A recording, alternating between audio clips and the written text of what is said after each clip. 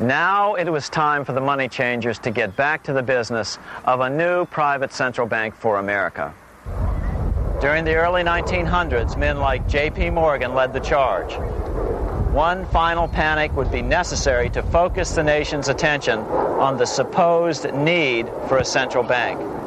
The rationale was that only a central bank can prevent bank failures.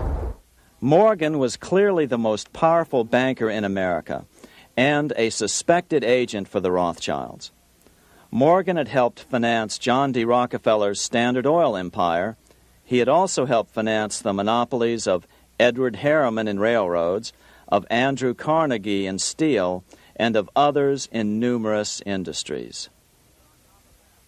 But on top of that, J.P. Morgan's father, Junius Morgan, had been America's financial agent to the British. After his father's death, J.P. Morgan took on a British partner, Edward Grenfell, a longtime director of the Bank of England. In fact, upon Morgan's death, his estate contained only a few $1 million. The bulk of the securities most people thought he owned were, in fact, owned by others. In 1902, President Theodore Roosevelt allegedly went after Morgan and his friends by using the Sherman Antitrust Act to try to break up their industrial monopolies. Actually, Roosevelt did very little to interfere in the growing monopolization of American industry by the bankers and their surrogates. For example, Roosevelt supposedly broke up the Standard Oil monopoly, but it wasn't really broken at all. It was merely divided into 7 corporations, all still controlled by the Rockefellers. The public was aware of this thanks to political cartoonists like Thomas Nast, who referred to the bankers as the Money Trust. By 1907, the year after Teddy Roosevelt's re-election, Morgan decided it was time to try for a central bank again. Using their combined financial muscle, Morgan and his friends were secretly able to crash the stock market. Thousands of small banks were vastly overextended. Some had reserves of less than 1% thanks to the fractional reserve principle. Within days, bank runs were commonplace across the nation. Now Morgan stepped into the public arena and offered to prop up the faltering American economy by supporting failing banks with money he manufactured out of nothing. It was an outrageous proposal, far worse than even fractional reserve banking, but Congress let him do it. Morgan manufactured $200 million worth of this completely reserveless private money and bought things with it, paid for services with it, and sent some of it to his branch banks to lend out at interest. His plan worked. Soon, the public regained confidence in money in general and quit hoarding their currency. But as a result, banking power was further consolidated into the hands of a few large banks. By 1908, the panic was over, and Morgan was hailed as a hero by the president of Princeton University, a man by the name of Woodrow Wilson. All this trouble could be averted if we appointed a committee of 6 or 7 public-spirited men like J.P. Morgan to handle the affairs of our country. Economics textbooks would later explain that the creation of the Federal Reserve System was the direct result of the panic of 1907. Quote, "With its alarming epidemic of bank failures, the country was fed up once and for all with the anarchy of unstable private banking," close quote. But Minnesota Congressman Charles A. Lindbergh Sr., the father of the famous aviator Lucky Lindy, later explained that the panic of 1907 was really just a scam. Those not favorable to the money trust could be squeezed out of business and the people frightened into demanding changes in the banking and currency laws which the money trust would frame. So, since the passage of the National Bank Act of 1863, the money changers had been able to create a series of booms and busts. The purpose was not only to fleece the American public of their property, but to later claim that the banking system was basically so unstable that it had to be consolidated into a central bank once again.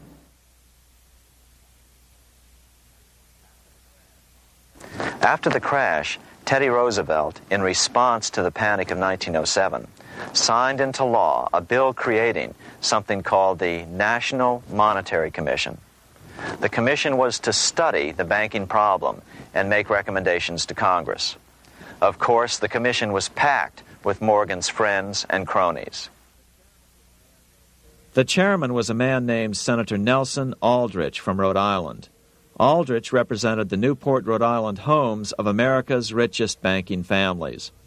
His daughter married John D. Rockefeller, Jr., and together they had 5 sons: John, Nelson, who would become vice president in 1974, Lawrence, Winthrop, and David, the head of the Council on Foreign Relations and former chairman of Chase Manhattan Bank. As soon as the National Monetary Commission was set up, Senator Aldrich immediately embarked on a 2-year tour of Europe, where he consulted at length with the private central bankers in England, France, and Germany. The total cost of his trip alone to the taxpayers was $300,000, an astronomical sum in those days. Shortly after his return, on the evening of November 22, 1910, some of the wealthiest and most powerful men in America boarded Senator Aldrich's private rail car and in the strictest secrecy journeyed to this place, Jekyll Island, off the coast of Georgia. With the group came Paul Warburg. Warburg had been given a $500,000 per year salary to lobby for the passage of a privately owned central bank in America by the investment firm Kuhn, Loeb and Company. Warburg's partner in this firm was a man named Jacob Schiff, the grandson of the man who shared the Greenshield house with the Rothschild family in Frankfurt. Schiff, as we'll find out later, was in the process of spending $20 million to finance the overthrow of the Tsar in Russia. These 3 European banking families, the Rothschilds, the Warburgs, and the Schiffs, were interconnected by marriage down through the years, just as their American banking counterparts, the Morgans, Rockefellers, and Aldriches were. Secrecy was so tight that all 7 primary participants were cautioned to use only first names to prevent servants from learning their identities.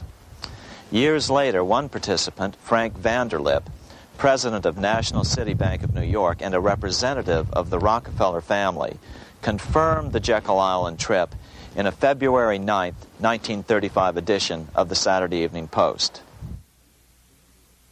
I was as secretive, indeed as furtive as any conspirator. Discovery, we knew, simply must not happen, or else all our time and effort would be wasted. If it were to be exposed that our particular group had got together and written a banking bill, that bill would have no chance whatever of passage by Congress. The participants came here to figure out how to solve their major problem, how to bring back a privately owned central bank. But there were other problems that needed to be addressed as well. First of all, the market share of the big national banks was shrinking fast.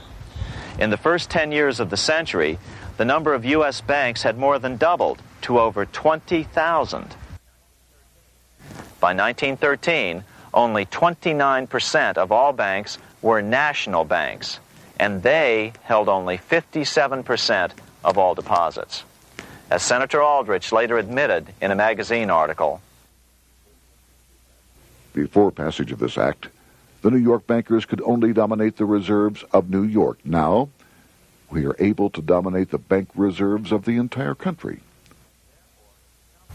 Therefore, something had to be done to bring these new banks under their control. As John D. Rockefeller put it, quote, "Competition is sin," close quote. Secondly, the nation's economy was so strong that corporations were starting to finance their expansions out of profits instead of taking out huge loans from large banks. In the first 10 years of the new century, 70% of corporate funding came from profits. In other words, American industry was becoming independent of the money changers, and that trend had to be stopped. All the participants knew that these problems could be hammered out into a workable solution. But perhaps their biggest problem was a public relations problem, the name of the new bank. That discussion took place right here in this room, one of the many conference rooms in this sprawling hotel, today known as the Jekyll Island Club Hotel. Aldrich believed that the word bank should not even appear in the name. Warburg wanted to call the legislation the National Reserve Bill or the Federal Reserve Bill. The idea here was to give the impression that the purpose of the new central bank was to stop bank runs, but also to conceal its monopoly character. However, it was Aldrich, the egotistical politician, who insisted it be called the Aldrich Bill. After 9 days at Jekyll Island, the group dispersed. The new central bank would be very similar to the old Bank of the United States. It would be given a monopoly over U.S. currency and create that money out of nothing. How does the Fed create money out of nothing? It's a four-step process. But first, a word on bonds. Bonds are simply promises to pay, or government IOUs. People buy bonds to get a secure rate of interest. At the end of the term of the bond, the government repays the bond plus interest, and the bond is destroyed. There are about $3.6 trillion worth of these loans or bonds at present. Now here's the Fed money-making process. Step 1. The Federal Open Market Committee approves the purchase of U.S. bonds on the open market. Step 2. The bonds are purchased by the Fed from whoever is offering them for sale on the open market. Step 3. The Fed pays for the bonds with electronic credits to the seller's bank, which in turn credits the seller's bank account. The trick is that these credits are based on nothing. The Fed just creates them. Step 4. The banks use these deposits as reserves. They can loan out over 10 times the amount of their reserves to new borrowers, all at interest. In this way, a Fed purchase of, say, $1 million worth of bonds gets turned into over $10 million in bank accounts. The Fed, in effect, creates 10% of this totally new money, and the banks create the other 90%. To reduce the amount of money in the economy, the process is just reversed. The Fed sells bonds to the public, and the money flows out of the purchaser's local bank. Loans must be reduced by 10 times the amount of the sale. So, a Fed sale of $1 million in bonds results in $10 million less money in the economy. So how does this benefit the bankers whose representatives huddled at Jekyll Island? First, it totally misdirected banking reform efforts from proper solutions. Second, it prevented a proper debt-free system of government finance, like Lincoln's greenbacks, from making a comeback. The bond-based system of government finance forced on Lincoln after he created greenbacks was now cast in stone. Third, it delegated to the bankers the right to create 90% of our money supply based on only fractional reserves, which they then loan out at interest. Fourth, it centralized overall control of our nation's money supply in the hands of a few men. Fifth, it established a central bank with a high degree of independence from effective political control. Soon after its creation, the Fed's great contraction in the early 1930s would cause the Great Depression. This independence has been enhanced since then through additional laws. In order to fool the public into thinking the government retained control, the plan called for the Fed to be run by a board of governors appointed by the President and approved by the Senate. But all the bankers had to do was to be sure their men got appointed to the board of governors. That wasn't hard. Bankers have money, and money buys influence over politicians. Once the participants left Jekyll Island, the public relations blitz was on. The big New York banks put together an educational fund of $5 million to finance professors at respected universities to endorse the new bank. Woodrow Wilson at Princeton was one of the first to jump on the bandwagon. But the bankers' subterfuge didn't work. The Aldrich Bill was quickly identified as the Bankers' Bill, a bill to benefit only what became known as the money trust. As Congressman Lindbergh put it during the congressional debate, The Aldrich Plan is the Wall Street Plan. It means another panic, if necessary, to intimidate the people. Aldrich, paid by the government to represent the people, proposes a plan for the trusts instead. Seeing they didn't have the votes to win in Congress, the Republican leadership never brought the Aldrich bill to a vote. The bankers quietly decided to move to track 2, the Democratic alternative. They began financing Woodrow Wilson as the Democratic nominee.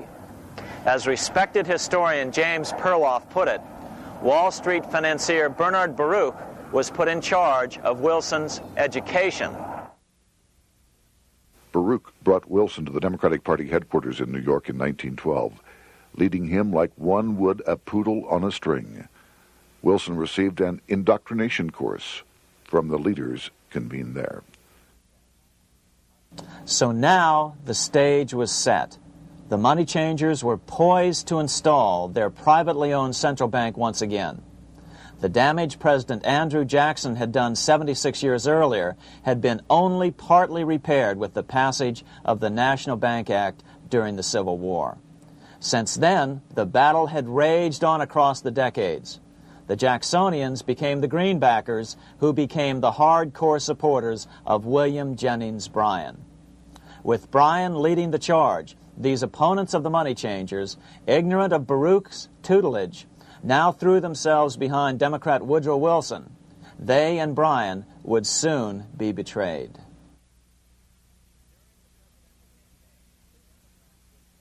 During the presidential campaign, the Democrats were careful to pretend to oppose the Aldrich bill.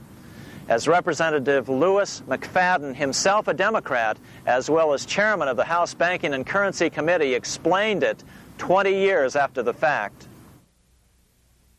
The Aldrich bill was condemned in the platform. When Woodrow Wilson was nominated, the men who ruled the Democratic Party promised the people that if they were returned to power, there would be no central bank established here while they held the reins of government.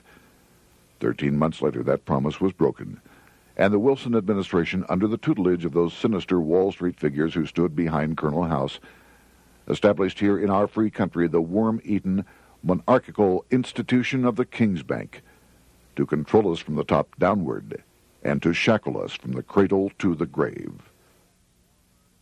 Once Wilson was elected, Morgan, Warburg, Baruch, and company advanced a new plan, which Warburg named the Federal Reserve System. The Democratic leadership hailed the new bill, called the Glass-Owen Bill, as something radically different from the Aldrich Bill. But in fact, the bill was virtually identical in every important detail. In fact, so vehement were the Democratic denials of similarity that Paul Warburg, the father of both bills, had to step in to reassure his paid friends in Congress that the two bills were virtually identical. Brushing aside the external differences affecting the shells, we find the kernels of the two systems very closely resembling and related to one another. But that admission was for private consumption only. Publicly, the money trust trotted out Senator Aldrich and Frank Vanderlip, the president of Rockefeller's National City Bank of New York and one of the Jekyll Island Seven, to oppose the new Federal Reserve System. Years later, however, Vanderlip admitted in the Saturday Evening Post that the two measures were virtually identical. Although the Aldrich Federal Reserve Plan was defeated when it bore the name Aldrich, nevertheless, its essential points were all contained in the plan that finally was adopted. As Congress neared a vote, they called Ohio attorney Alfred Crozier to testify. Crozier noted the similarities between the Aldrich Bill and the Glass-Owen Bill. The bill grants just what Wall Street and the big banks for 25 years have been striving for: private instead of public control of currency. It, the Glass-Owen Bill, does this as completely as the Aldrich Bill. Both measures rob the government and the people of all effective control over the public's money, and vest in the banks exclusively the dangerous power to make money among the people scarce or plenty. During the debate on the measure, senators complained that the big banks were using their financial muscle to influence the outcome. "There are bankers in this country who are enemies of the public welfare," said one senator. What an understatement. Despite the charges of deceit and corruption, the bill was finally snuck through the Senate on December 22, 1913, after most senators had left town for the holidays, after having been assured by the leadership that nothing would be done until long after the Christmas recess. On the day the bill was passed, Congressman Lindbergh prophetically warned his countrymen that this act establishes the most gigantic trust on earth. When the President signs this bill, the invisible government by the monetary power will be legalized. The people may not know it immediately, but the day of reckoning is only a few years removed. The worst legislative crime of the ages is perpetrated by this banking bill. On top of all this, only weeks earlier, Congress had finally passed a bill legalizing income tax. Why was the income tax law important? Because bankers finally had in place a system which would run up a virtually unlimited federal debt. How would the interest on this debt be repaid? Never mind the principal. Remember, a privately owned central bank creates the principal out of nothing. The federal government was small then. Up to then, it had subsisted merely on tariffs and excise taxes. No, just as with the Bank of England, the interest payments had to be guaranteed by direct taxation of the people. The money changers knew that if they had to rely on contributions from the states, eventually the individual state legislatures would revolt and either refuse to pay the interest on their own money or at least bring political pressure to bear to keep the debt small. It is interesting to note that in 1895, the Supreme Court had found a similar income tax law to be unconstitutional. The Supreme Court even found a corporate income tax law unconstitutional in 1909. As a result, Senator Aldrich hustled a bill for a constitutional amendment allowing income tax through the Congress. The proposed 16th Amendment to the Constitution was then sent to the state legislatures for approval. But some critics claim that the 16th Amendment was never ratified by the necessary 3/4 of the states. In other words, the 16th Amendment may not be legal. But the money changers were in no mood to debate the fine points. By October of 1913, Senator Aldrich had hustled the income tax bill through Congress. Without the power to tax the people directly and bypass the states, the Federal Reserve Bill would be far less useful to those who wanted to drive America deeply into their debt. A year after the passage of the Federal Reserve Bill, Congressman Lindbergh explained how the Fed created what we have come to call the business cycle and how they use it to their advantage. To cause high prices, all the Federal Reserve Board will do will be to lower the rediscount rate, producing an expansion of credit and a rising stock market. Then, when businessmen are adjusted to these conditions, it can check prosperity in mid-career by arbitrarily raising the rate of interest. It can cause the pendulum of a rising and falling market to swing gently back and forth by slight changes in the discount rate, or cause violent fluctuations by a greater rate variation. And in either case, it will possess inside information as to financial conditions and advanced knowledge of the coming change, either up or down. This is the strangest, most dangerous advantage ever placed in the hands of a special privileged class by any government that ever existed. The system is private, conducted for the sole purpose of obtaining the greatest possible profits from the use of other people's money. They know in advance when to create panics to their advantage. They also know when to stop panic. Inflation and deflation work equally well for them when they control finance. Congressman Lindbergh was correct on all points. What he didn't realize was that most European nations had already fallen prey to the central bankers decades or centuries earlier. But he also mentions the interesting fact that only 1 year later, the Fed had cornered the market in gold. This is how he put it, quote, "Already, the Federal Reserve banks have cornered the gold and gold certificates," close quote. But Congressman Lindbergh was not the only critic of the Fed.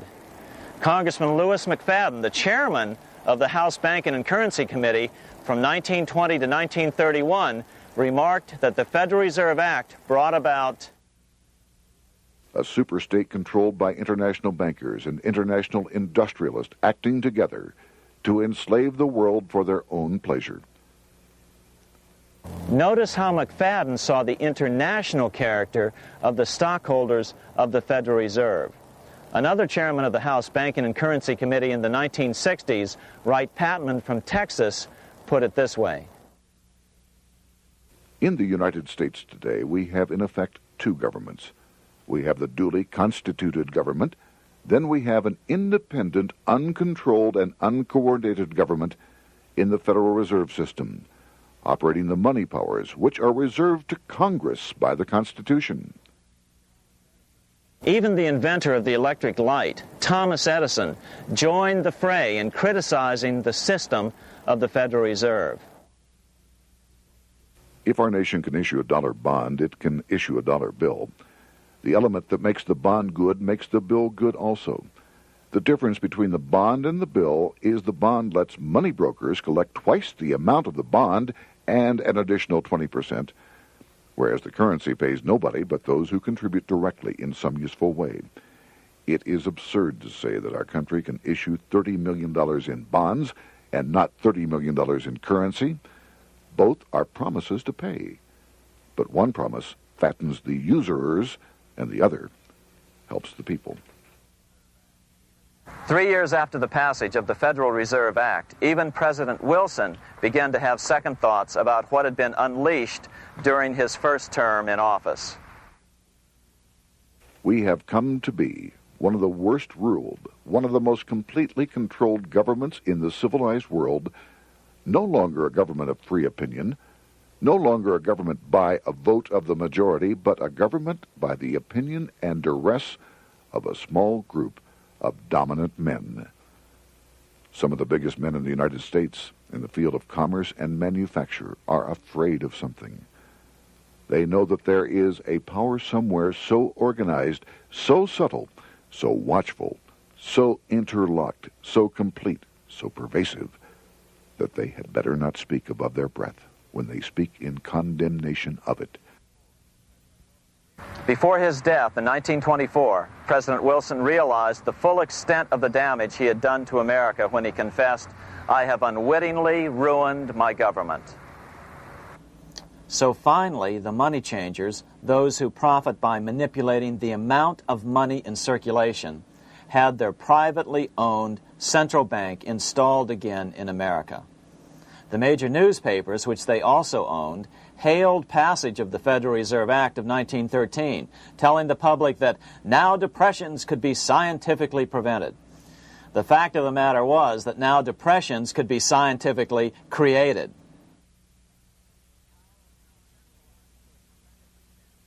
Power was now centralized to a tremendous extent. Now it was time for a war, a really big war. In fact, the First World War. Of course, to the central bankers, the political issues of war don't matter nearly as much as the profit potential, and nothing creates debts like warfare. England was the best example at that time. During the 119-year period between the founding of the Bank of England and Napoleon's defeat at Waterloo, England had been at war for 56 years, and much of the remaining time she'd been preparing for war. In World War I, the German Rothschilds loaned money to the Germans, the British Rothschilds loaned money to the British, and the French Rothschilds loaned money to the French. In America, J.P. Morgan was the sales agent for war materials to both the British and the French. In fact, 6 months into the war, Morgan became the largest consumer on earth, spending $10 million a day. His offices here at 23 Wall Street were mobbed by brokers and salesmen trying to cut a deal. In fact, it got so bad that the bank had to post guards at every door and at the partners' homes as well. Many other New York bankers made out as well from the war. President Wilson appointed Bernard Baruch to head the War Industries Board. According to historian James Perloff, both Baruch and the Rockefellers profited by some $200 million during the war. But profits were not the only motive. There was also revenge. The money changers never forgave the czars for their support of Lincoln during the Civil War. Also, Russia was the last major European nation to refuse to give in to the privately owned central bank scheme. 3 years after World War I broke out, the Russian Revolution toppled the Tsar and installed the scourge of communism. Jacob Schiff of Kuhn Loeb and Company bragged from his deathbed that he had spent $20 million towards the defeat of the Tsar. Money was funneled from England to support the revolution as well. Why would some of the richest men in the world financially back communism, the system that was openly vowing to destroy the so-called capitalism that made them wealthy? Researcher Gary Allen explained it this way. If one understands that socialism is not a share the wealth program, but is in reality a method to consolidate and control the wealth, then the seeming paradox of super-rich men promoting socialism becomes no paradox at all. Instead, it becomes logical, even the perfect tool of power-seeking megalomaniacs.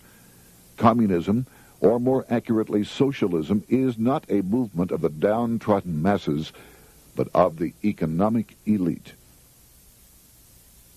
As W. Cleon Skousen put it in his 1970 book, The Naked Capitalist, power from any source tends to create an appetite for additional power. It was almost inevitable that the super-rich would one day aspire to control not only their own wealth, but the wealth of the whole world. To achieve this, they were perfectly willing to feed the ambitions of the power-hungry political conspirators who were committed to the overthrow of all existing governments and the establishments of a central worldwide dictatorship. but what if these revolutionaries get out of control and try to seize power from the super-rich? After all, it was Mao Zedong who in 1938 stated his position concerning power. Political power grows out of the barrel of a gun. The Wall Street London axis elected to take the risk. The master planners attempted to control revolutionary communist groups by feeding them vast quantities of money when they obeyed, and contracting their money supply, or even financing their opposition if they got out of control. Lenin began to understand that although he was the absolute dictator of the new Soviet Union, he was not pulling the financial strings. Someone else was silently in control. The state does not function as we desired. The car does not obey. A man is at the wheel and seems to lead it, but the car does not drive in the desired direction.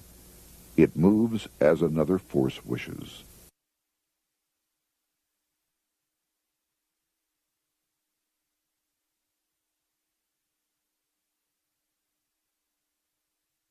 Who is behind it? Representative Louis T. McFadden, the chairman of the House Banking and Currency Committee throughout the 1920s and into the Great Depression years of the 1930s, explained it this way. The course of Russian history has indeed been greatly affected by the operations of international bankers. The Soviet government has been given United States Treasury funds by the Federal Reserve Board, acting through the Chase Bank. England has drawn money from us through the Federal Reserve banks and has relent it at high rates of interest to the Soviet government. The Dnipro Dam was built with funds unlawfully taken from the United States Treasury by the corrupt and dishonest Federal Reserve Board and the Federal Reserve banks.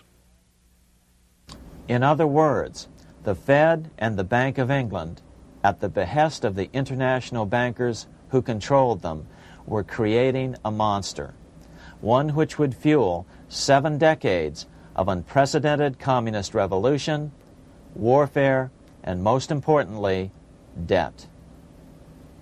In case you think there's some chance that the money changers got communism going and then lost control, in 1992, the Washington Times reported that Russian President Boris Yeltsin was upset that most of the incoming foreign aid was being siphoned off, quote, straight back into the coffers of Western banks in debt service, close quote. No one in his right mind would claim that a war as large as World War I had a single cause. Wars are complex things with many causative factors. But on the other hand, it would also be equally foolish to ignore as a prime cause of World War I those who would profit the most from the war. The role of the money changers is no wild conspiracy theory. They had a motive, a short-ranged, self-serving motive, as well as a long-range political motive of advancing totalitarian governments, with the money changers maintaining the financial clout to control whatever politician might emerge as the leader. Next, we'll see what the money changers' ultimate political goal is for the world.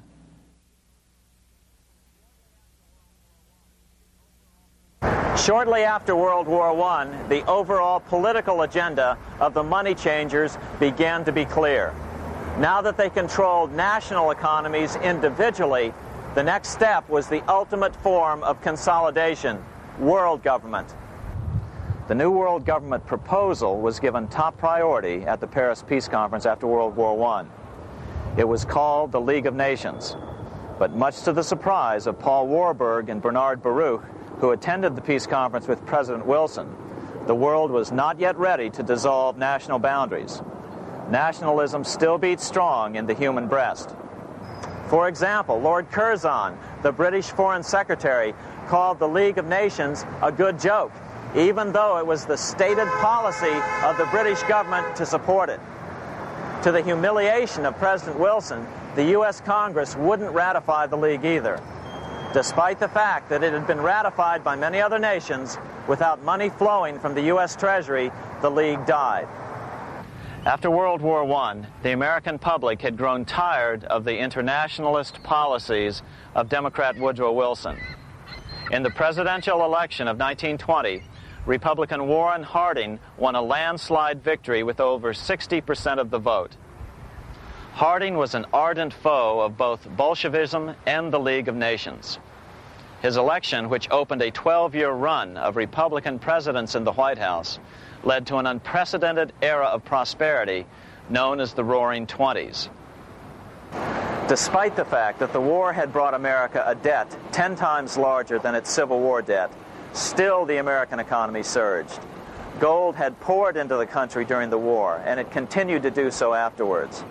In the early 1920s, the governor of this bank, the Federal Reserve Bank of New York, a man named Benjamin Strong, met frequently with the secretive and eccentric governor of the Bank of England, Montague Norman.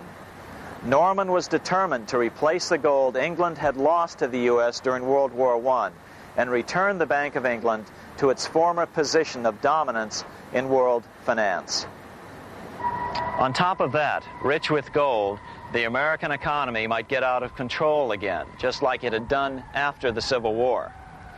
During the next 8 years, under the presidencies of Harding and Coolidge, the huge federal debt built up during World War I was cut by 38%, down to $16 billion, the greatest percentage drop in U.S. history. During the election of 1920, Warren Harding and Calvin Coolidge ran against James Cox, the governor of Ohio, and the little-known Franklin D. Roosevelt, who had previously risen to no higher post than President Wilson's Assistant Secretary of the Navy. After his inauguration, Harding moved quickly to formally kill the League of Nations. Then he quickly moved to reduce domestic taxes while raising tariffs to record heights. Now, this was a revenue policy of which most of the Founding Fathers would certainly have approved. His second year in office, Harding took ill on a train trip in the West and suddenly died. Although no autopsy was performed, the cause was said to be either pneumonia or food poisoning. When Coolidge took over, he continued Harding's domestic economic policy of high tariffs on imports while cutting income taxes. As a result, the economy grew at such a rate that net revenue still increased. Now that had to be stopped. So just as they'd done so frequently before, the money changers decided it was time to crash the American economy. The Federal Reserve began flooding the country with money. They increased the money supply by 62% during these years. Money was plentiful. This is why it was known as the Roaring Twenties. Before his death in 1919, former President Teddy Roosevelt warned the American people what was going on. As reported in the March 27, 1922 edition of the New York Times, Roosevelt said, "These international bankers and Rockefeller Standard Oil interests control the majority of newspapers and the columns of these papers to club into submission or drive out of public office officials who refuse to do the bidding of the powerful, corrupt cliques which compose the invisible government." Just one day before, in the New York Times, the mayor of New York, John Hylan, quoted Roosevelt and blasted those he saw as taking control of America, its political machinery, and its press. The warning of Theodore Roosevelt has much timeliness today, for the real menace of our republic is this invisible government which, like a giant octopus, sprawls its slimy length over city, state, and nation. It seizes in its long and powerful tentacles our executive officers, our legislative bodies, our schools, our courts, our newspapers, and every agency created for the public protection. To depart from mere generalizations, let me say that at the head of this octopus are the Rockefeller Standard Oil interest and a small group of powerful banking houses generally referred to as the international bankers. The little coterie of powerful international bankers virtually run the United States government for their own selfish purposes. They practically control both parties, write political platforms, make cat's paws of party leaders, use the leading men of private organizations, and resort to every device to place in nomination for high public office only such candidates as will be amenable to the dictates of corrupt big business. These international bankers and Rockefeller Standard Oil interests control the majority of newspapers and magazines in this country. Why didn't people listen to such strong warnings and demand that Congress reverse its 1913 passage of the Federal Reserve Act? Because remember, it was the 1920s. A steady increase in bank loans contributed to a rising market. In other words, just as it is today, in times of prosperity, no one wants to worry about economic issues. But there was a dark side to all this prosperity.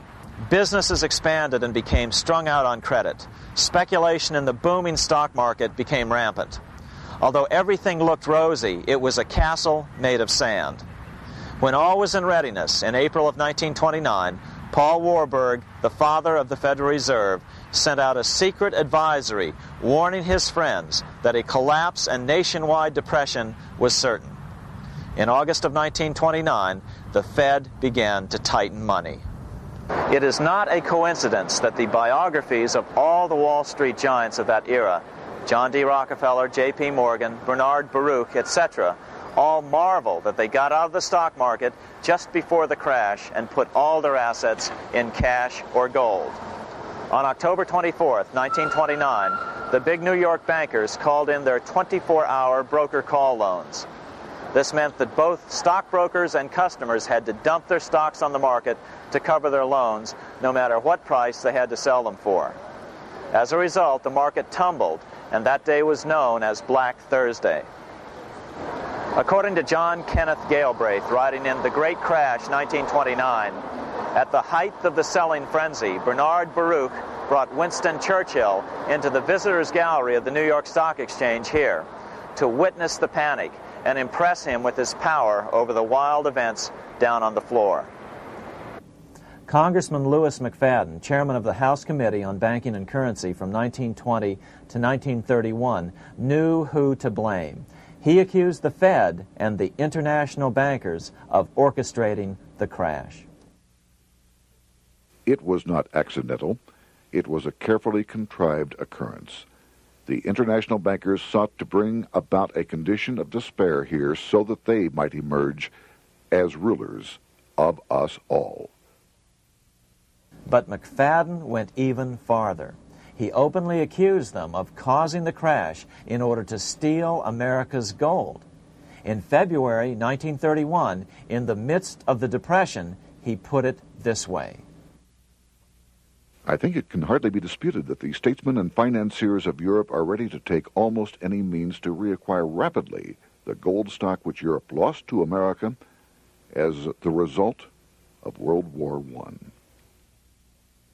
Curtis Dahl, a broker for Lehman Brothers, was on the floor of the New York Stock Exchange the day of the crash. In his 1970 book, FDR, My Exploited Father-in-Law, he explained that the crash was triggered by the planned sudden shortage of call money in the New York money market. Actually, it was the calculated shearing of the public by the world money powers triggered by the planned sudden shortage of call money in the New York money market. Within a few weeks, $3 billion of wealth simply seemed to vanish. Within a year, $40 billion had been lost. But did it really disappear?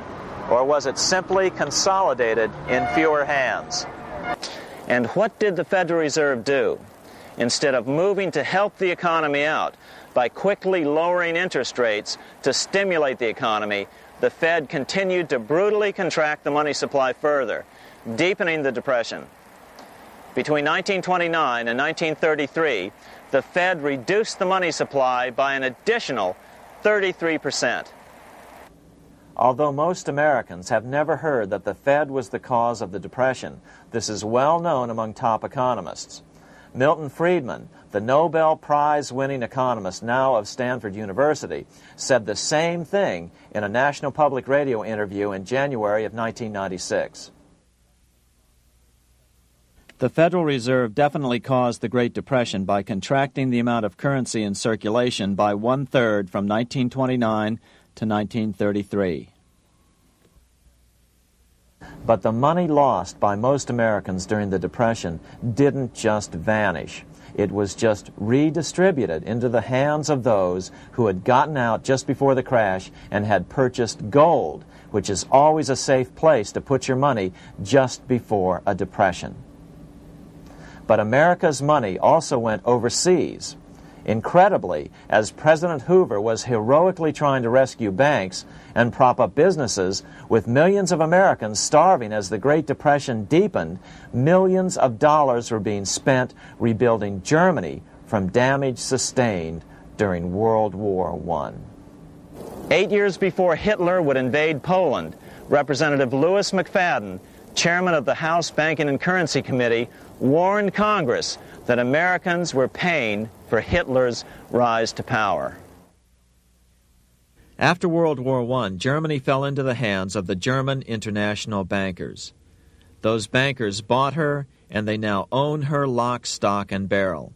They have purchased her industries, they have mortgages on her soil, they control her production, they control all her public utilities. The international German bankers have subsidized the present government of Germany, and they have also supplied every dollar of the money Adolf Hitler has used in his lavish campaign to build up a threat to the government of Brüning. When Brüning fails to obey the orders of the German international bankers, Hitler is brought forth to scare the Germans into submission. Through the Federal Reserve Board, over $30 billion of American money has been pumped into Germany. You have all heard of the spending that's taken place in Germany. Modernistic dwellings, her great planetariums, her gymnasiums, her swimming pools, her fine public highways, her perfect factories. All this was done on our money. All this was given to Germany through the Federal Reserve Board. The Federal Reserve Board has pumped so many billions of dollars into Germany that they dare not name the total. Franklin D. Roosevelt was swept into office during the 1932 presidential election. Once Roosevelt was in office, however, sweeping emergency banking measures were immediately announced, which did nothing but increase the Fed's power over the money supply. Then, and only then, did the Fed finally begin to loosen the purse strings and feed new money out to the starving American people. At first, Roosevelt railed against the money changers as being the cause of the Depression. Believe it or not, this is what he said on March 4th, 1933, in his inaugural address. Practices of the unscrupulous money changers stand indicted in the court of public opinion, rejected by the hearts and minds of men. The money changers have fled from their high seats in the temple of our civilization. But 2 days later, Roosevelt declared a bank holiday and closed all banks. Later that year, Roosevelt outlawed private ownership of all gold bullion and all gold coins with the exception of rare coins. Most of the gold in the hands of the average American was in the form of gold coins. The new decree was, in effect, a confiscation. Those who didn't comply risk as much as 10 years in prison and a $10,000 fine, the equivalent of $100,000 today. Out in small-town America, some people didn't trust Roosevelt's order. Many were torn between keeping their hard-earned wealth or obeying the government. Those who did turn in their gold were paid the official price for it, $20.66 per ounce. So unpopular was the confiscation order that no one anywhere in government would take credit for authoring it. No congressman claimed it. At the signing ceremony, President Roosevelt made it clear to all present that he was not the author of it and publicly stated that he had not ever read it. Even his Secretary of the Treasury said he'd never read it either, saying it was, quote, what the experts wanted. Roosevelt convinced the public to give up their gold by saying that pooling the nation's resources was necessary to get America out of the Depression. With great fanfare, he ordered a new bullion depository built to hold the mountain of gold the U.S. government was illegally confiscating. By 1936, the U.S. Bullion Depository at Fort Knox was completed, and in January 1937, the gold began to flow into it. The rip-off of the ages was about to proceed. In 1935, once the gold had all been turned in, the official price of gold was suddenly raised to $35 per ounce. But the catch was, only foreigners could sell their gold at the new higher price. The money changers who had heeded Warburg's note and gotten out of the stock market just before the crash and bought gold at $20.66 per ounce, then shipped it to London, could now bring it back and sell it back to the government, nearly doubling their money while the average American starved. The Fort Knox Bullion Depository sits here in the middle of the Fort Knox Military Reservation, 30 miles southwest of Louisville, Kentucky. This was as close as we were permitted to get to the depository despite years of letters from members of Congress to allow our film crew inside.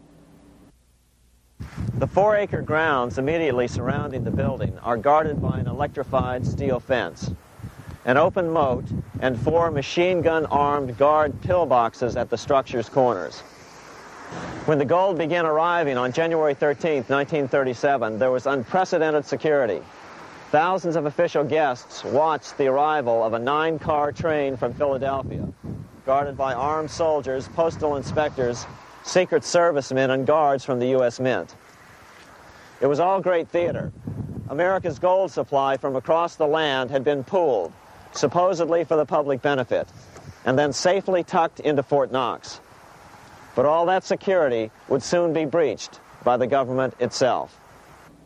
Now the stage was set for a really big war, one which would pile up debt far beyond that of World War I. For example, in 1944 alone, the U.S. national income was only $183 billion, yet $103 billion was spent on the war. This was 30 times the spending rate during World War I. In fact, the American taxpayer picked up 55% of the total Allied cost of the war. But equally important, virtually every nation involved in World War II greatly multiplied their debt. In the U.S., for example, federal debt went from $43 billion in 1940 up to $257 billion in 1950, an increase of 598%. Between 1940 and 1950, Japanese debt swelled 1,348%. French debt grew 583%, and Canadian debt soared 417%. After the war, the world was now divided into two economic camps: communist command economies on the one hand versus monopoly capitalists on the other, set to fight it out in one perpetual and highly profitable arms race. It was finally time for the central bankers to embark in earnest on their three-step plan to centralize the economic systems of the entire world and finally bring about their global government or New World Order. The phases of this plan were: Step 1, central bank domination of national economies worldwide. Step 2, centralized regional economies through organizations such as the European Monetary Union and regional trade unions such as NAFTA. Step 3, centralize the world economy through a world central bank, a world money, and ending national independence through abolition of all tariffs by treaties like GATT. Step 1 was completed long ago. Steps 2 and 3 are far advanced, nearing completion. What about gold? Among central banks, the largest holder of gold is now the IMF. It and central banks now control 2/3 of the world's gold supply, giving them the ability to manipulate the gold market. Remember the money changer's golden rule: he who has the gold makes the rules. But before we get into solutions to our problem, let's take a look at what happened to all that gold in Fort Knox. Because if we don't understand that the gold has been stolen, we'll allow ourselves to be stampeded into the wrong solution: a gold-backed currency. Most Americans still believe that the gold is still here at Fort Knox. At the end of World War II, Fort Knox contained over 700 million ounces of gold, an incredible 70% of all the gold in the world. How much remains? No one knows. Despite the fact that federal law requires an annual physical audit of Fort Knox gold, the Treasury has consistently refused to conduct one. The truth is that a reliable audit of whatever remains here has not been conducted since President Eisenhower ordered one in 1953. Where did America's gold in Fort Knox go? Over the years, it was sold off to European money changers at the $35 per ounce price. Remember, this was during a time when it was illegal for Americans to buy any of their own gold from Fort Knox. In fact, there was a very infamous case where the Firestone family set up a string of dummy corporations to purchase Fort Knox gold and keep it in Switzerland, never hitting U.S. shores. They were eventually caught, however, and successfully prosecuted. Finally, by 1971, all the pure gold had been secretly removed from Fort Knox, drained back to London. Once the gold was gone from Fort Knox, President Nixon closed the gold window by repealing Roosevelt's Gold Reserve Act of 1934, finally making it legal once again for Americans to buy gold. Naturally, gold prices immediately began to soar. 9 years later, gold sold for $880 per ounce, 25 times what the gold in Fort Knox was sold for. One would think that eventually someone in the government would get wind of what was happening and blow the whistle. The largest fortune in the history of the world stolen. Shades of the old James Bond film, Goldfinger. Well, as a matter of fact, Ian Fleming, the author of the James Bond series, was head of the British counterintelligence service, MI5. Some believe in the intelligence community that he wrote much of his fiction as a warning, as many authors of fiction do. If the removal of all the good delivery gold from Fort Knox can be viewed as a deliberate raid on the U.S. Treasury, then such an operation might well have been years in the making, namely 40 years. Certainly enough time for Fleming to get wind of it and try to prevent it. So just how did the story of the Fort Knox gold robbery get out? It all started with an article in a New York periodical in 1974. The article charged that the Rockefeller family was manipulating the Federal Reserve to sell off Fort Knox gold at bargain basement prices to anonymous European speculators. 3 days later, the anonymous source of the story, Louise Auchincloss Boyer, mysteriously fell to her death from the window of her 10th floor apartment in New York. How would Mrs. Boyer have known of the Rockefeller connection to the Fort Knox gold heist? She was the longtime secretary of Nelson Rockefeller. For the next 14 years, this man, Ed Durrell, a wealthy Ohio industrialist, devoted himself to a quest for the truth concerning the Fort Knox gold. He wrote thousands of letters to over 1,000 government and banking officials, trying to find out how much gold was really left and where the rest of it had gone. Edith Roosevelt, the granddaughter of President Teddy Roosevelt, questioned the actions of the government in a March 1975 edition of the New Hampshire Sunday News. Allegations of missing gold from our Fort Knox vaults are being widely discussed in European financial circles. But what is puzzling is that the administration is not hastening to demonstrate conclusively that there is no cause for concern over our gold treasure, if indeed it is in a position to do so. Unfortunately, Ed Durrell never did accomplish his primary goal, a full audit of the gold reserves in Fort Knox. It's incredible that the world's greatest treasure has had little accounting or auditing.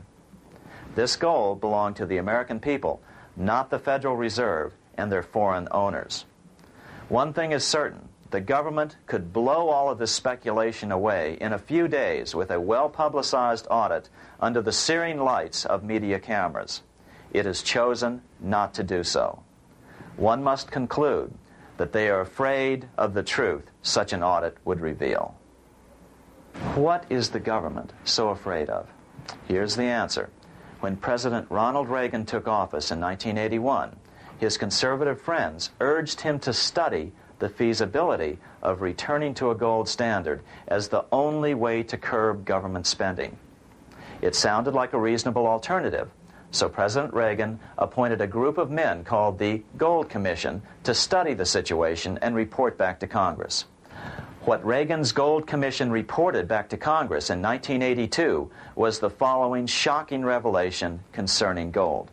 The U.S. Treasury owned no gold at all.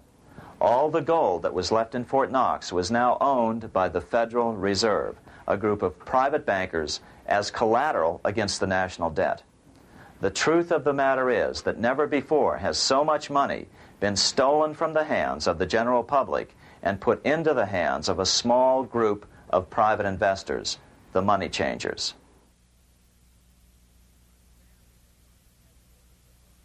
I'm standing in front of the headquarters of the International Monetary Fund located in Washington, D.C. Across the street, right over there, is the headquarters of the World Bank. What are these organizations and who controls them? And most importantly, are they about to create a huge worldwide depression? Let us step back in time for a moment to the aftermath of World War I. People were tired of war, so under the guise of peacemaking, the international bankers devised a plan to consolidate power even further. Claiming only an international government would stem the tide of world wars, the money changers pushed forward a proposal for world government which stood on three legs. A world central bank to be called the Bank of International Settlements, a world judiciary to be called the World Court located in The Hague, the Netherlands, and a world executive and legislature to be called the League of Nations. As President Clinton's mentor, Georgetown historian Carroll Quigley wrote in his 1966 book, Tragedy and Hope, the powers of financial capitalism had a far-reaching plan, nothing less than to create a world system of financial control in private hands, able to dominate the political system of each country and the economy of the world as a whole. This system was to be controlled in a feudalistic fashion by the central banks of the world, acting in concert by secret agreements arrived at in frequent meetings and conferences. The apex of the system was to be the Bank for International Settlements in Bâle, Switzerland, a private bank owned and controlled by the world central banks, which were themselves private corporations. Each central bank sought to dominate its government by its ability to control treasury loans, to manipulate foreign exchanges, to influence the level of economic activity in the country, and to influence cooperative politicians by subsequent economic rewards in the business world. Despite intense pressure from the international bankers and the press, a handful of U.S. senators, led by Senator Henry Cabot Lodge, kept the U.S. out of these schemes. Without U.S. participation, the League was doomed. Incredibly, even though the U.S. rejected the World Central Bank, the BIS, the New York Federal Reserve ignored its government and arrogantly sent representatives to Switzerland to participate in the central bankers' meeting right up until 1994, when the U.S. was finally officially dragged into it.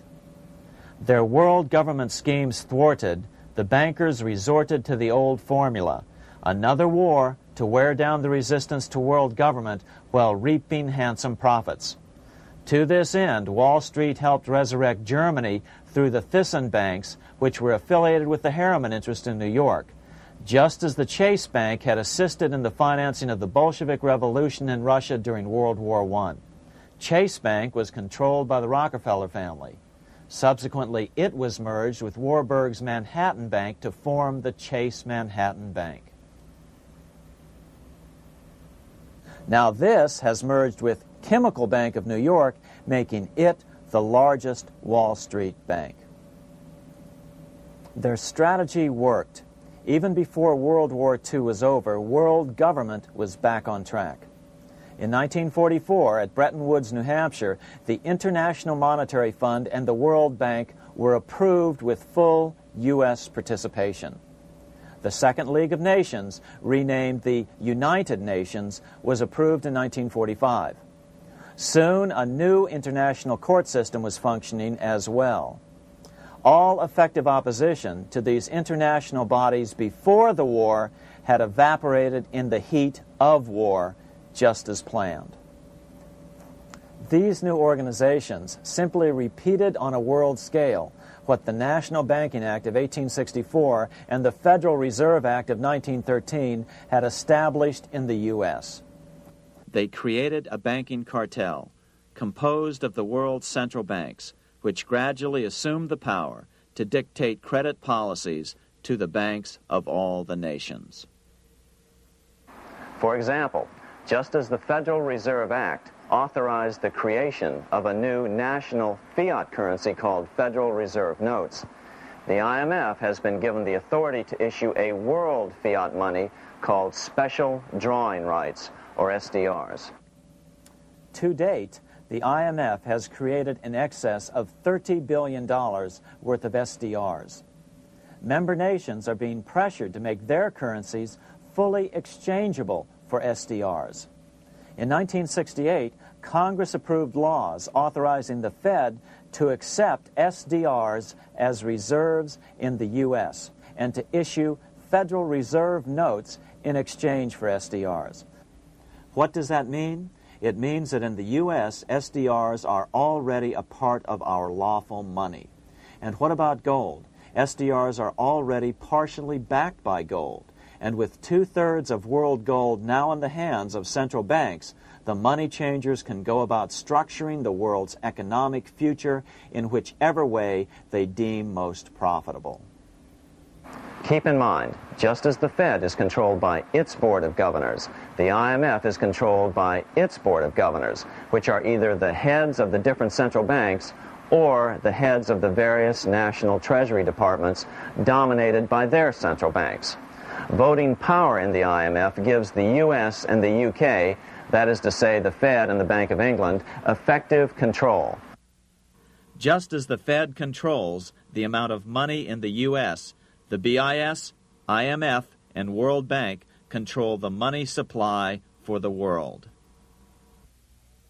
So we see the repetition of the old goldsmith's fraud replicated on the national scale with central banks like the Fed and on the international scale by the three arms of the World Central Bank. Is this organization of the BIS, the IMF, and the World Bank, which we refer to collectively as the World Central Bank, presently expanding and contracting world credit? Yes. Regulations put into effect in 1988 by the BIS required the world's bankers to raise their capital and reserves to 8% of liabilities by 1992. Increased capital requirements put an upper limit to the fractional reserve lending, similar to the way cash reserve requirements do. What has this seemingly insignificant regulation made in a Swiss city 8 years ago meant to the world? It means our banks cannot loan more and more money to buy more and more time before the next depression, as a maximum loan ratio is now set. It means those nations with the lowest bank reserves in their systems have already felt the terrible effects of this credit contraction as their banks scrambled to raise money to increase their reserves to 8%. To raise the money, they had to sell stocks, which depressed their stock markets and began the depression first in their countries. Japan, which in 1988 had among the lowest capital and reserve requirements, and thus was the most affected by the regulation, has experienced a financial crash which began almost immediately in 1989, which has wiped out a staggering 50% of the value of its stock market since 1990 and 60% of the value of its commercial real estate. The Bank of Japan has lowered its interest rates to 0.5%, practically giving away money to resurrect the economy, but still the depression worsens. Due to the $20 billion U.S. bailout of Mexico, the financial collapse in that nation is already known here. Yet despite the bailout, the economy continues to be a disaster. One huge debt after another is rolled over as new loans are being made simply to enable Mexico to pay the interest on the old loans. In the south of Mexico, the poor have been in open revolt as every spare peso is being siphoned out of the country to make interest payments. It is important to note that a radical transfer of power is taking place as nations become subservient to a supranational world central bank controlled by a handful of the world's richest bankers. As the IMF creates more and more SDRs by the stroke of a pen on IMF ledgers, more and more nations borrow them to pay interest on their mounting debts and gradually fall under the control of the faceless bureaucrats of the World Central Bank. As the worldwide depression worsens and spreads, this will give the World Central Bank the power of economic life and death over these nations. It will decide which nations will be permitted to receive further loans and which nations will starve. Despite all the rhetoric about development and the alleviation of poverty, the result is a steady transfer of wealth from the debtor nations to the money changers' central banks which control the IMF and the World Bank. For example, in 1992, the Third World debtor nations, which borrowed from the World Bank, paid $198 million more to the central banks of the developed nations for World Bank-funded purposes than they received from the World Bank. All this increases their permanent debt in exchange for temporary relief of poverty caused by prior borrowings. Already, these repayments exceed the amount of the new loans. By 1992, Africa's external debt had reached $290 billion, 2.5 times greater than in 1980, resulting in skyrocketing infant mortality rates and unemployment, deterioration of schools, housing, and the general health of the people. The entire world faces the immeasurable suffering already destroying the Third World and now Japan, all for the benefit of the money changers. As one prominent Brazilian politician put it, "The Third World War has already started. It is a silent war, not for that reason any less sinister. The war is tearing down Brazil, Latin America, and practically all the Third World. Instead of soldiers dying, there are children.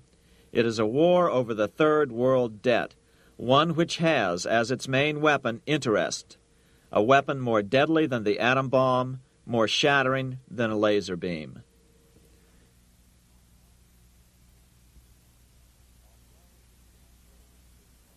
Although it would be absurd to ignore the pivotal role played by influential families such as the Rothschilds, the Warburgs, the Schiffs, the Morgans, and the Rockefellers in any review of the history of central banking and fractional banking, keep in mind, by now, central banks and the large commercial banks are up to 3 centuries old and deeply entrenched in the economic life of many nations. These banks are no longer dependent on clever individuals such as a Nathan Rothschild. Years ago, the question of ownership was important, but no longer. For example, both the Bank of England and the Bank of France were nationalized after World War II, and nothing changed, nothing at all. They endure and continue to grow, now protected by numerous laws, paid politicians, and mortgaged media, untouched by the changing of generations. 3 centuries have given them an aura of respectability. The old school tie is now worn by the 6th generation son, who's been raised in a system that he may never question, as he is named to serve on the governing boards of countless philanthropic organizations. To focus attention today on individuals or families, or to attempt to sort out the current holders of power, serves little useful purpose and would be a distraction from the cure. The problem is far bigger than that. It is the corrupt banking system that was and is being used to consolidate vast wealth into fewer and fewer hands that is our current economic problem. Change the names of the main players now, and the problem will neither go away nor even miss a beat. Likewise, among the hordes of bureaucrats working in the World Bank, central banks, and international banks, only a tiny fraction have any idea of what's really going on. No doubt they'd be horrified to learn that their work is contributing to the terrible impoverishment and gradual enslavement of mankind to a few incredibly rich plutocrats. So really, there's no use in emphasizing the role of individuals anymore. And the problem even transcends the normal spectrum of political right and left. Both communism and socialism, as well as monopoly capitalism, have been used by the money changers. Today, they profit from either side of the new political spectrum. The big government welfare state on the so-called left wing versus the neoconservative laissez-faire capitalists who want big government totally out of their lives on the right wing. Either way, the bankers win.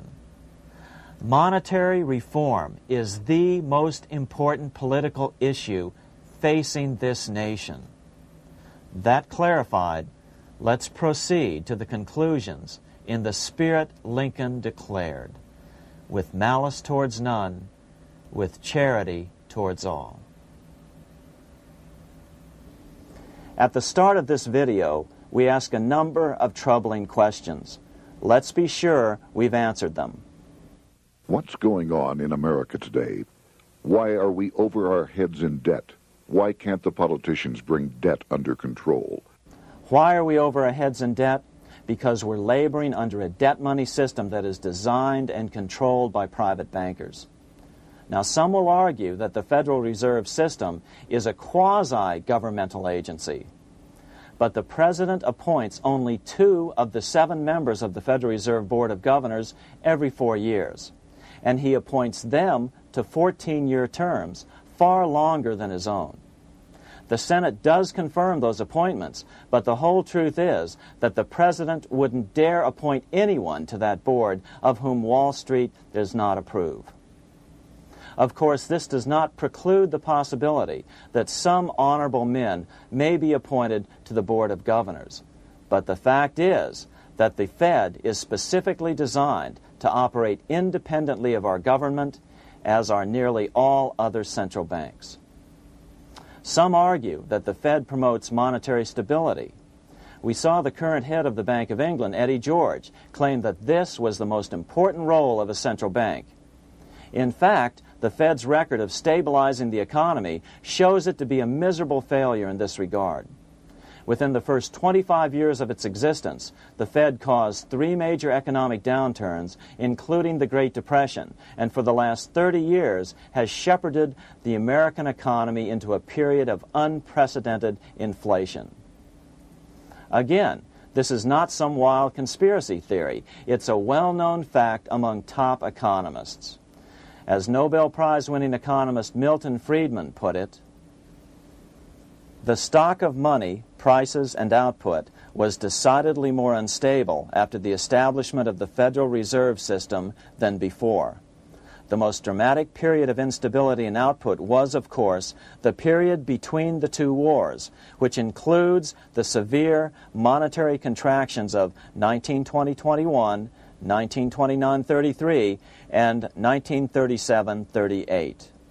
No other 20-year period in American history contains as many as 3 such severe contractions. This evidence persuades me that at least a third of the price rise during and just after World War I is attributable to the establishment of the Federal Reserve System, and that the severity of each of the major contractions, 1920-21, 1929-33, and 1937-38, is directly attributable to acts of commission and omission by the reserve authorities. Any system which gives so much power and so much discretion to a few men so that mistakes, excusable or not, can have such far-reaching effects is a bad system. It is a bad system to believers in freedom just because it gives a few men such power without any effective check by the body politic. This is the key political argument against an independent central bank. To paraphrase Clemenceau, money is much too serious a matter to be left to the central bankers. We must learn from our history before it is too late. Why can't politicians control the federal debt? Because all our money is created out of debt. Again, it's a debt money system. Our money is created initially by the purchase of U.S. bonds. The public buys bonds like savings bonds, the banks buy bonds, foreigners buy bonds, and when the Fed wants to create more money in the system, it buys bonds, but pays for them with a simple bookkeeping entry which it creates out of nothing. Then this new money, created by the Fed, is multiplied by a factor of 10 by the banks thanks to the fractional reserve principle. So although the banks don't create currency, they do create checkbook money or deposits by making new loans. They even invest some of this created money. In fact, over $1 trillion of this privately created money has been used to purchase U.S. bonds on the open market, which provides the banks with roughly $50 billion in interest, risk-free, each year, less the interest they pay to some depositors. In this way, through fractional reserve lending, banks create over 90% of the money and therefore cause over 90% of our inflation. What can we do about all this? Fortunately, there's a way to fix the problem fairly easily, speedily, and without any serious financial problems. We can get our country totally out of debt in 1 to 2 years by simply paying off these U.S. bonds with debt-free U.S. notes, just like Lincoln issued. Of course, that by itself would create tremendous inflation, since our currency is presently multiplied by the fractional reserve banking system. But here's the ingenious solution, advanced in part by Milton Friedman, to keep the money supply stable and avoid inflation and deflation while the debt is retired. As the Treasury buys up its bonds on the open market with U.S. notes, the reserve requirements of your hometown local bank will be proportionally raised, so the amount of money in circulation remains constant. As those holding bonds are paid off in U.S. notes, they will deposit this money, thus making available the currency then needed by the banks to increase their reserves. Once all the U.S. bonds are replaced with U.S. notes, banks will be at 100% reserve banking instead of the fractional reserve system currently in use. From this point on, the former Fed buildings will only be needed as a central clearinghouse for checks and as vaults for U.S. notes. The Federal Reserve Act will no longer be necessary and could be repealed. Monetary power can be transferred back to the Treasury Department. There would be no further creation or contraction of money by banks. By doing it this way, our national debt can be paid off in a single year or so, and the Fed and fractional reserve banking abolished without national bankruptcy, financial collapse, inflation or deflation, or any significant change in the way the average American goes about his business. To the average person, the primary difference would be that for the first time since the Federal Reserve Act was passed in 1913, taxes would begin to go down. Now there's a real national blessing for you, rather than for Hamilton's banker friends. Now let's take a look at these proposals in more detail. Here are the main provisions of a Monetary Reform Act which needs to be passed by Congress. We've drafted a proposed Monetary Reform Act which follows at the end of this tape. Of course, variations with the same results would be equally welcome. 1. Pay off the debt with debt-free U.S. notes. As Thomas Edison put it, if the U.S. can issue a dollar bond, it can issue a dollar bill. They both rest purely on the faith and credit of the United States government. This amounts to a simple substitution of one type of government obligation for another. One bears interest, the other doesn't. Federal Reserve notes could be used for this as well, but could not be printed after the Fed's abolished as we propose, so we suggest using U.S. notes instead. 2. Abolish fractional reserve banking. As the debt is paid off, the reserve requirements of all banks and financial institutions would be raised proportionally at the same time to absorb the new U.S. notes, which would be deposited and become the bank's increased reserves. Towards the end of the first year of the transition period, the remaining liabilities of financial institutions would be assumed or acquired by the U.S. government in a one-time operation. In other words, they too would eventually be paid off with debt-free U.S. notes in order to keep the total money supply stable. At the end of the first year or so, all of the national debt would be paid, and we could start enjoying the benefits of full reserve banking. The Fed would be obsolete, an anachronism. 3. Repeal the Federal Reserve Act of 1913 and the National Banking Act of 1864. These acts delegate the money power to a private banking monopoly. They must be repealed, and the money power handed back to the Department of Treasury, where they were initially under President Abraham Lincoln. No banker or person in any way affiliated with financial institutions should be allowed to regulate banking. After the first two reforms, these acts would serve no useful purpose anyway, since they relate to a fractional reserve banking system. 4. Withdraw the U.S. from the IMF, the BIS, and the World Bank. These institutions, like the Federal Reserve, are designed to further centralize the power of the international bankers over the world's economy, and the U.S. must withdraw from them. Their harmless functions, such as currency exchange, can be accomplished either nationally or in new organizations limited to those functions. Such a monetary reform act would guarantee that the amount of money in circulation would stay very stable, causing neither inflation nor deflation. Remember, for the last 3 decades, the Fed has doubled the American money supply every 10 years.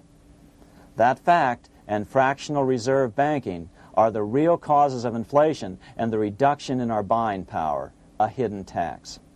These and other taxes are the real reasons both parents now have to work just to get by. The money supply should increase slowly to keep prices stable, roughly in proportion to population growth, about 3% per year, not at the whim of a group of bankers meeting in secret. In fact, all future decisions on how much money will be in the American economy must be made based on statistics of population growth and the price level index. The new monetary regulators and the Treasury Department, perhaps called the Monetary Committee, would have absolutely no discretion in this matter except in time of declared war. This would ensure a steady, stable money growth of roughly 3% per year, resulting in stable prices and no sharp changes in the money supply.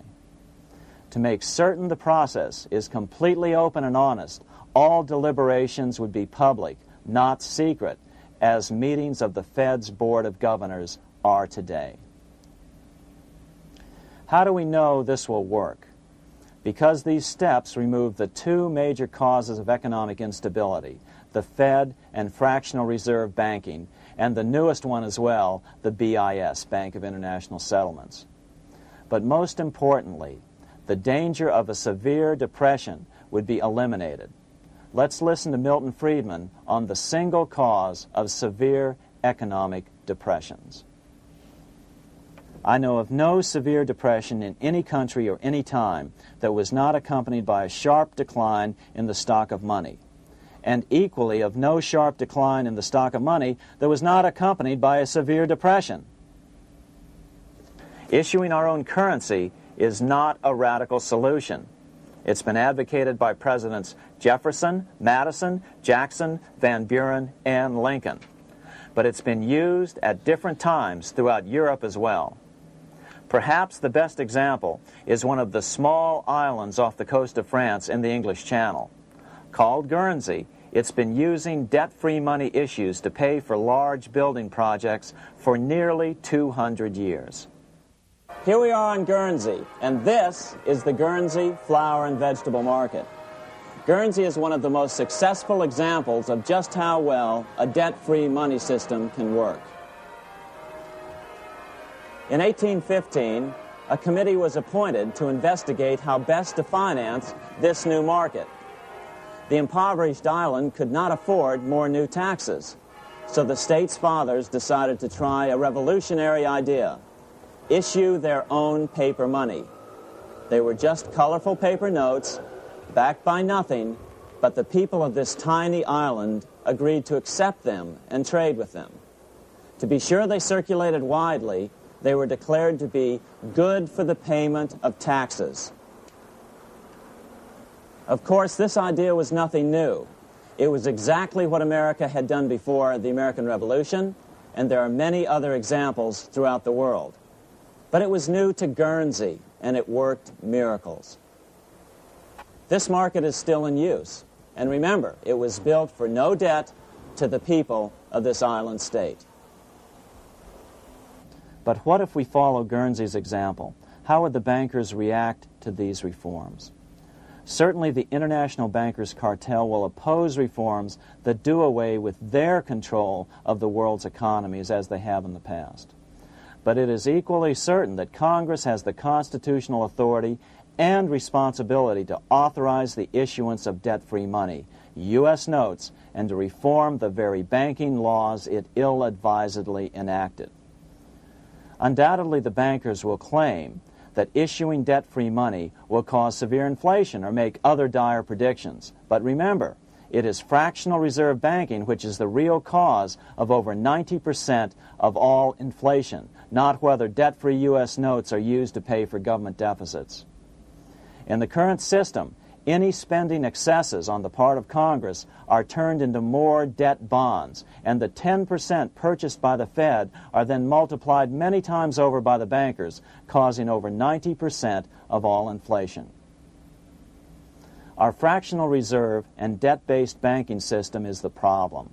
We must ignore its inevitable resistance to reform and remain firm until the cure is complete.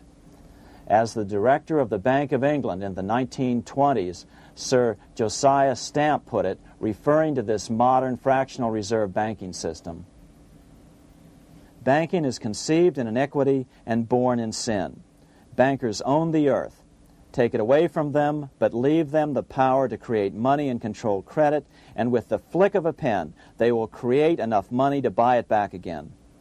Take this great power away from the bankers, and all great fortunes like mine will disappear, and they ought to disappear, for this would be a better and happier world to live in.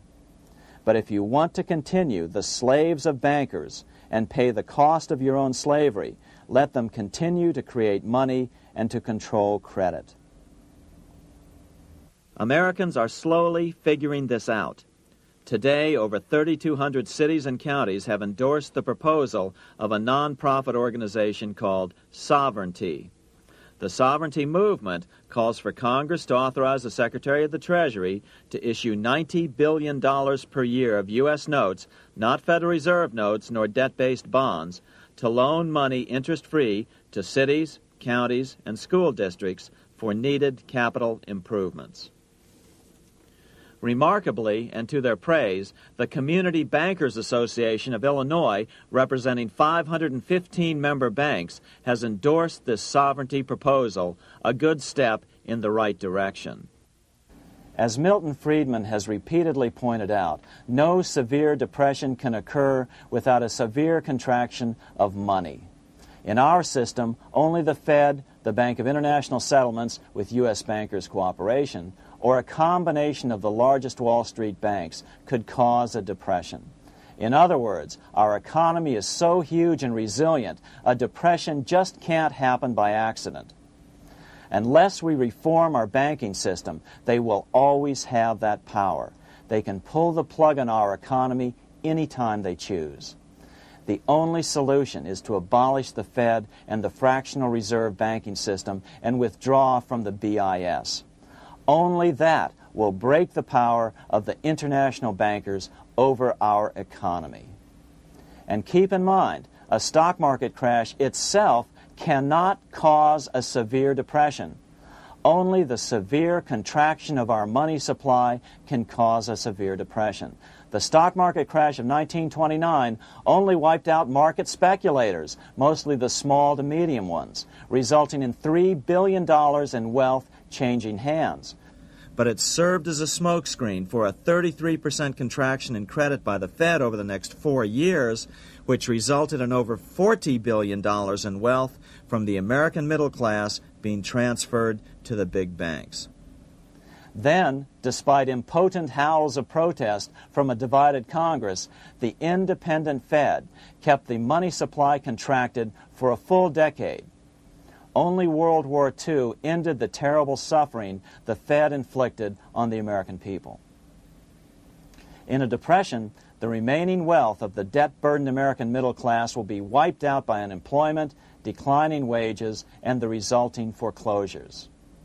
If we start to act to reform our monetary system, the money changers may do what they did in 1929 and then the 1930s, crash the stock market and use that as a smokescreen while contracting the money supply. But if we're determined to fight to regain control over our money, we can come out of it fairly quickly, perhaps in only a very few months, as U.S. notes begin to circulate and replace the money withdrawn by the bankers. The longer we wait, the greater the danger we'll permanently lose control of our nation. But some still wonder why the international bankers would want to cause a depression. Wouldn't that be killing the goose that is currently laying all those golden interest eggs? Remember what Larry Bates said at the first of this videotape. You see, in periods of economic upheaval, in economic crisis, wealth is not destroyed. It is merely transferred. Do we have any hints as to what the money changers have in store for us? Here's what David Rockefeller, the chairman of Chase Manhattan Bank, the largest Wall Street bank, had to say. We are on the verge of a global transformation. All we need is the right major crisis and the nation will accept the New World Order. So, crisis is needed to fulfill their plans quickly. The only question is when the crisis will occur. Fortunately, we probably have a little time. It's unlikely that this crisis will occur before the 1996 elections, but after that, the danger begins rising. But whether or not they decide to cause a crash or a depression through relentless increases in taxes and the loss of hundreds of thousands of jobs being sent overseas thanks to trade agreements such as GATT and NAFTA, the American middle class is an endangered species. Cheaper labor, including slave labor in Red China, which Harry Wu has heroically documented, is being used to compete with American labor. In other words, Money is being consolidated in fewer and fewer hands as never before in the history of this nation or the world. Without reform, the American middle class will soon be extinct, leaving only the very rich few and the very many poor, as has already occurred in most of the world. We've been warned of all this by congressmen, presidents, industrialists, and economists down through the years. Religious leaders, too, have seen the danger. About 1898, during the time of William Jennings Bryan, Pope Leo XIII put it this way: on the one side, there is the party which holds the power because it holds the wealth, which has in its grasp all labor and all trade, which manipulates for its own benefit and its own purposes all the sources of supply, and which is powerfully represented in the councils of state itself. On the other side, there is the needy and powerless multitude, sore and suffering. Rapacious usury, which, although more than once condemned by the Church, is nevertheless under a different form, but with the same guilt, still practiced by avaricious and grasping men, so that a small number of very rich men have been able to lay upon the masses of the poor a yoke little better than slavery itself. More recently, during America's Great Depression, Pope Pius XI spoke of the same problem. In our days, not alone is wealth accumulated, but immense power and despotic economic domination is concentrated in the hands of a few. This power becomes particularly irresistible when exercised by those who, because they hold and control money, are able also to govern credit and determine its allotment.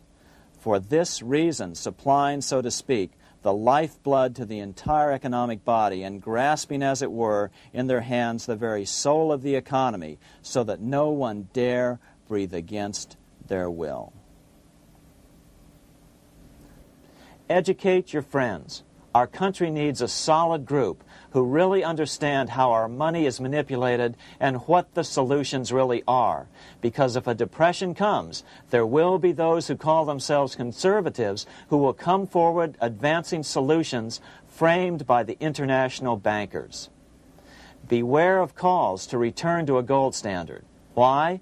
Simple, because never before has so much gold been so concentrated outside of American hands. And never before has so much gold been in the hands of international governmental bodies such as the World Bank and International Monetary Fund. A gold-backed currency usually brings despair to a nation, and to return to it would certainly be a false solution in our case. Remember, we had a gold-backed currency in 1929 and during the first 4 years of the Great Depression. Likewise, beware of any plans advanced for a regional or world currency. This is the international bankers' Trojan horse.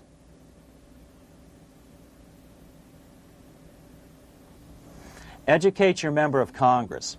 It only takes a few persuasive members to make the others pay attention. Most congressmen just don't understand the system.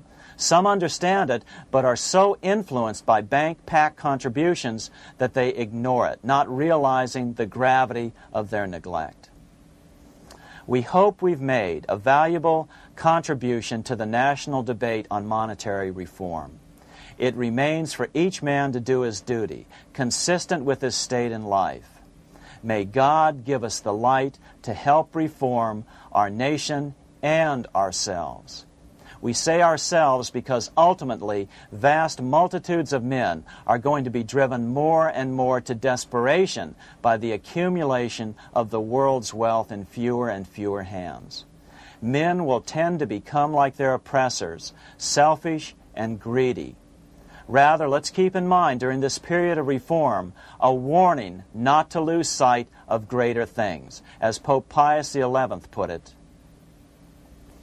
For what will it profit men that a more prudent distribution and use of riches make it possible for them to gain even the whole world, if thereby they suffer the loss of their own souls? What will it profit to teach them sound principles in economics if they permit themselves to be so swept away by selfishness, by unbridled and sordid greed, that hearing the commandments of the Lord, they do all things contrary?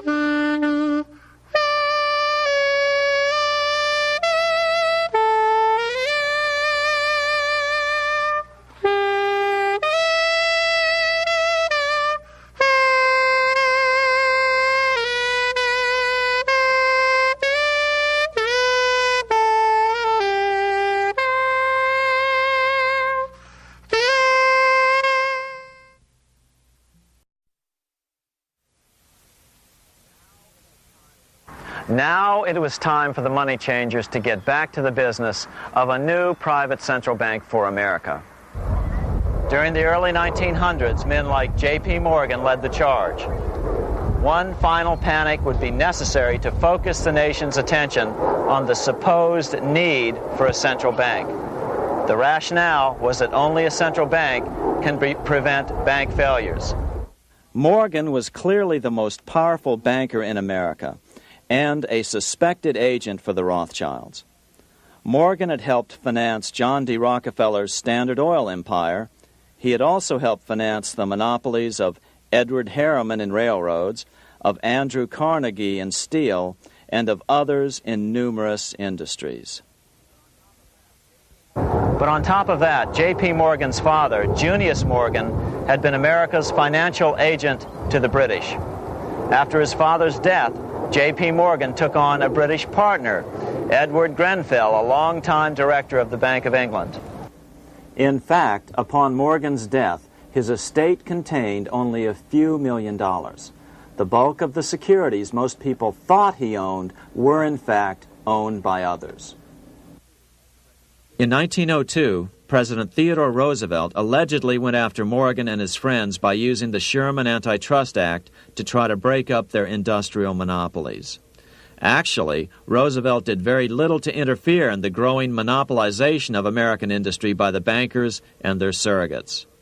For example, Roosevelt supposedly broke up the Standard Oil monopoly, but it wasn't really broken at all. It was merely divided into 7 corporations, all still controlled by the Rockefellers. The public was aware of this thanks to political cartoonists like Thomas Nast, who referred to the bankers as the Money Trust.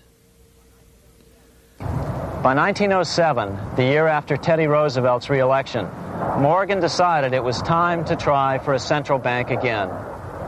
Using their combined financial muscle, Morgan and his friends were a series of booms and busts. The purpose was not only to fleece the American public of their property, but to later claim that the banking system was basically so unstable that it had to be consolidated into a central bank once again.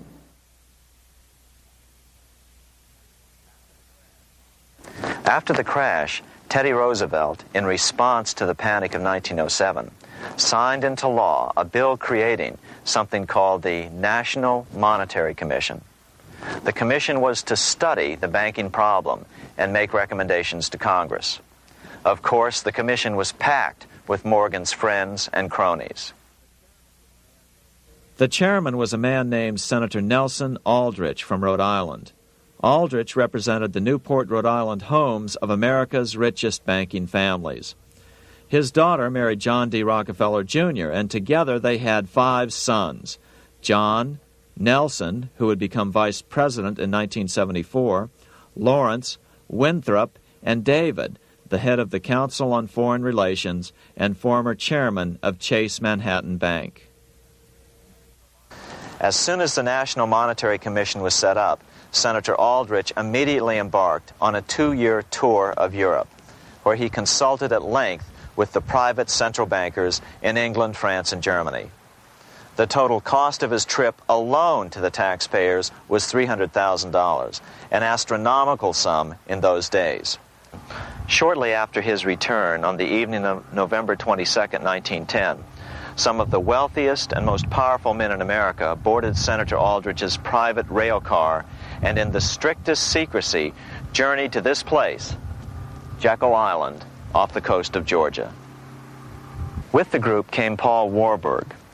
Warburg had been given a $500,000 per year salary to lobby for the passage of a privately owned central bank in America by the investment firm Kuhn, Loeb and Company. Warburg's partner in this firm was a man named Jacob Schiff, the grandson of the man who shared the Greenshield house with the Rothschild family in Frankfurt. Secretly able to crash the stock market. Thousands of small banks were vastly overextended. Some had reserves of less than 1% thanks to the fractional reserve principle. Within days, bank runs were commonplace across the nation. Now Morgan stepped into the public arena and offered to prop up the faltering American economy by supporting failing banks with money he manufactured out of nothing. It was an outrageous proposal, far worse than even fractional reserve banking, but Congress let him do it. Morgan manufactured $200 million worth of this completely reserveless private money and bought things with it, paid for services with it, and sent some of it to his branch banks to lend out at interest. His plan worked. Soon, the public regained confidence in money in general and quit hoarding their currency. But as a result, banking power was further consolidated into the hands of a few large banks. By 1908, the panic was over, and Morgan was hailed as a hero by the president of Princeton University, a man by the name of Woodrow Wilson. All this trouble could be averted if we appointed a committee of 6 or 7 public-spirited men like J.P. Morgan to handle the affairs of our country. Economics textbooks would later explain that the creation of the Federal Reserve System was the direct result of the panic of 1907. Quote, "With its alarming epidemic of bank failures, the country was fed up once and for all with the anarchy of unstable private banking," close quote. But Minnesota Congressman Charles A. Lindbergh Sr., the father of the famous aviator Lucky Lindy, later explained that the panic of 1907 was really just a scam. Those not favorable to the money trust could be squeezed out of business and the people frightened into demanding changes in the banking and currency laws which the money trust would frame. So, since the passage of the National Bank Act of 1863, the money changers had been able to create a series... Or put it, quote, "Competition is sin," close quote. Secondly, the nation's economy was so strong that corporations were starting to finance their expansions out of profits instead of taking out huge loans from large banks. In the first 10 years of the new century, 70% of corporate funding came from profits. In other words, American industry was becoming independent of the money changers, and that trend had to be stopped. All the participants knew that these problems could be hammered out into a workable solution. But perhaps their biggest problem was a public relations problem, the name of the new bank. That discussion took place right here in this room, one of the many conference rooms in this sprawling hotel, today known as the Jekyll Island Club Hotel. Aldrich believed that the word bank should not even appear in the name. Warburg wanted to call the legislation the National Reserve Bill or the Federal Reserve Bill. The idea here was to give the impression that the purpose of the new central bank was to stop bank runs, but also to conceal its monopoly character. However, it was Aldrich, the egotistical politician, who insisted it be called the Aldrich Bill. After 9 days at Jekyll Island, the group dispersed. The new central bank would be very similar to the old Bank of the United States. It would be given a monopoly over U.S. currency and create that money out of nothing. How does the Fed create money out of nothing? It's a four-step process. But first, a word on bonds. Bonds are simply promises to pay, or government IOUs. People buy bonds to get a secure rate of interest. At the end of the term of the bond, the government repays the bond plus interest, and the bond is destroyed. There are about $3.6 trillion worth of these loans or bonds at present. Now here's the Fed money-making process. Step 1. The Federal Open Market Committee approves the purchase of U.S. bonds on the open market. Step 2. Schiff, as we'll find out later, was in the process of spending $20 million to finance the overthrow of the Tsar in Russia. These three European banking families, the Rothschilds, the Warburgs, and the Schiffs, were interconnected by marriage down through the years, just as their American banking counterparts, the Morgans, Rockefellers, and Aldriches were. Secrecy was so tight that all 7 primary participants were cautioned to use only first names to prevent servants from learning their identities. Years later, one participant, Frank Vanderlip, president of National City Bank of New York and a representative of the Rockefeller family, confirmed the Jekyll Island trip in a February 9, 1935 edition of the Saturday Evening Post. I was as secretive, indeed as furtive as any conspirator. Discovery, we knew, simply must not happen, or else all our time and effort would be wasted. If it were to be exposed that our particular group had got together and written a banking bill, that bill would have no chance whatever of passage by Congress. The participants came here to figure out how to solve their major problem, how to bring back a privately owned central bank. But there were other problems that needed to be addressed as well. First of all, the market share of the big national banks was shrinking fast. In the first 10 years of the century, the number of U.S. banks had more than doubled to over 20,000.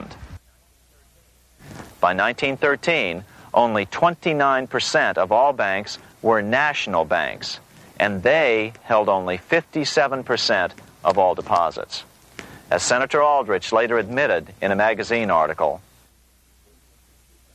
before passage of this act, the New York bankers could only dominate the reserves of New York. Now, we are able to dominate the bank reserves of the entire country.